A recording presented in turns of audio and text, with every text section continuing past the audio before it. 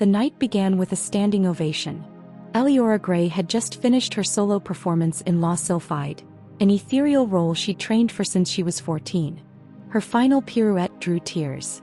Her final bow was lit with soft amber light, framed in velvet curtains and roses tossed from the audience. She smiled.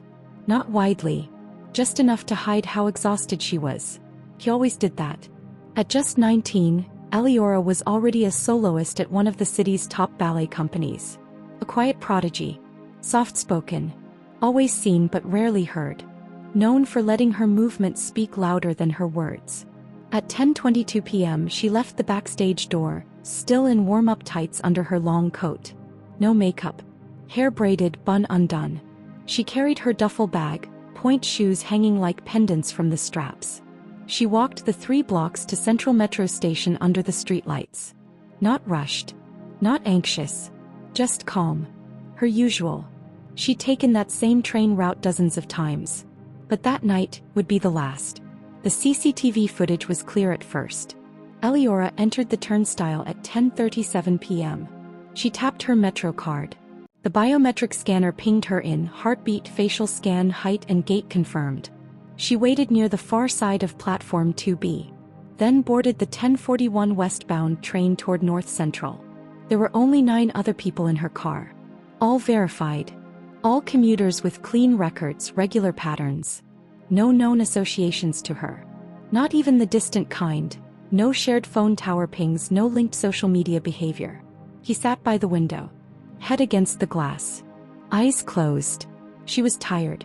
By 11:04 p.m., the train pulled into her stop, Garfield Square. CCTV shows her stepping onto the platform.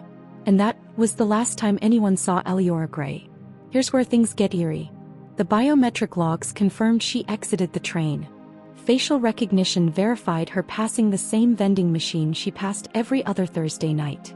Then, nothing. She simply disappeared between camera angles. The next working camera should have caught her walking up the main stairs to the plaza. It didn't. In its place, a 30-second clip loop. That's right, a perfectly timed video splice. The exact loop had been used 2 weeks prior during a system stress test.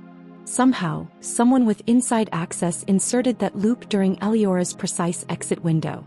And whoever did it, erased her in real time. Now let's rewind. Who would want to harm Eleora?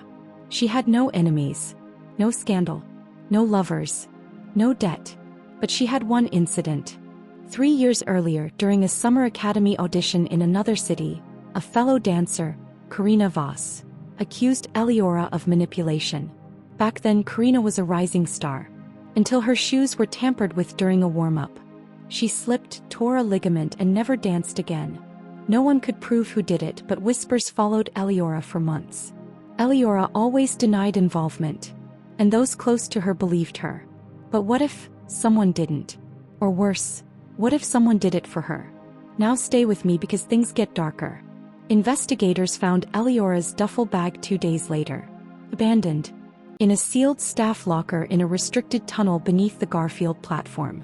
A tunnel no longer on official blueprints. Inside the bag, her ID, point shoes, coat and a handwritten note that simply read, "She's not gone. She's perfect now." CCTV showed no one entering that tunnel. But it existed. Hidden behind a false wall panel originally installed during a 1987 infrastructure project. Who would know that? Only someone with access to pre-digital architectural files. And they had a suspect. Ellis Merck. Train system janitor. Age 56. Low profile. Retired electronics technician for the Federal Surveillance Division. Lived alone. Night shifts only. Never married. And one more detail. He had a daughter. Died at 16. Train accident. She was a ballerina. Looked strikingly like Eleora. This wasn't just a case of abduction. This was obsession. Ritual. Replacement. 4 weeks after Eleora vanished, police obtained a warrant to search Ellis's off-grid workshop 30 miles outside the city. What they found? A full ballet studio. Underground. No windows. Padded floors. Mirrored walls. Bars. Soundproofed. And in the center, a recording setup. Dozens of hard drives. Each labeled with a different girl's name. All dancers. All missing. Eleora's was the most recent. What they watched on her drive. Her rehearsing. Not for hours. 4 days. Her body showed increasing fatigue. Darker circles. Bandaged toes. Yet she kept dancing. Over and over again. Until the footage cut out. No ending. Just a black screen. And one line of digital text. Perfection doesn't stop. It endures. Still something didn't add up. Alice was too smart to leave a trail. So why the note? Why the drives? Why that tunnel? Unless he wanted them found. But not immediately. Later. Much later. That's when the data team found something hidden deep inside the timestamp logs. A glitch. A corrupted packet. Inside it, an embedded audio clip. Just 5 seconds. Soft breathing. Then her voice. He's not the only one. They enhanced the clip. It wasn't addressed to anyone in the room. It sounded like a warning. A final message. That's when the theory shifted again. Alice Merk wasn't working alone. He was part of something. Or following someone else's directive. Someone bigger. Someone using Eleora, and girls like her, as part of something ritualistic. Symbolic. Twisted beyond logic. But here's the part no one talks about. 2 days before her disappearance, Eleora wrote in her private journal. Sometimes I feel like I'm being watched when I dance.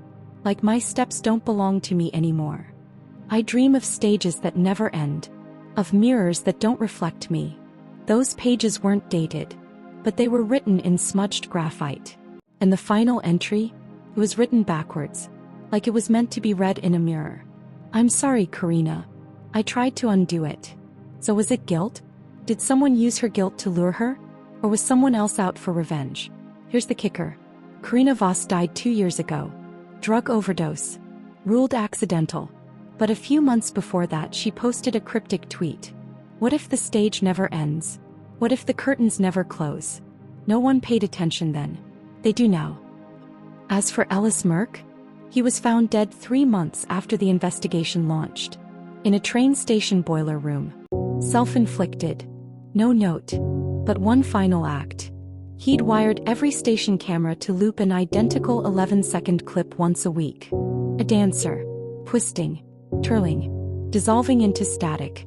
Each loop ended with the same distorted image. Eleora. Eyes closed. Arms raised. Like she was still on stage. Like she never left. Like she'd become something eternal. They never found her body. Never found bones. Nothing. Just echoes. Echoes in stations. Echoes in mirrors. Echoes in the minds of dancers who now report waking up in cold sweats. Feet aching, hearts racing, unsure if they dreamed about Eleora or dreamed as her. So here's the truth. We don't know what happened to Eleora Grey. We know when she left the theater. We know when she boarded the train. We know the moment she disappeared. But the space in between, that gap between the real world and something else, is where she now exists. Maybe she was taken. Maybe she was chosen. Maybe her steps still echo in the dark halls beneath the city. Waiting for the next girl. The next dancer. The next performance. Because when perfection is your prison, there is no final curtain. If this story shook you like it shook me, leave a comment with your theory. Was Alice acting alone, or is there something bigger out there? Maybe a network, a cult, a system, or maybe the stage is just bigger than we think. I hope you enjoyed this video. Stay safe on your way home tonight.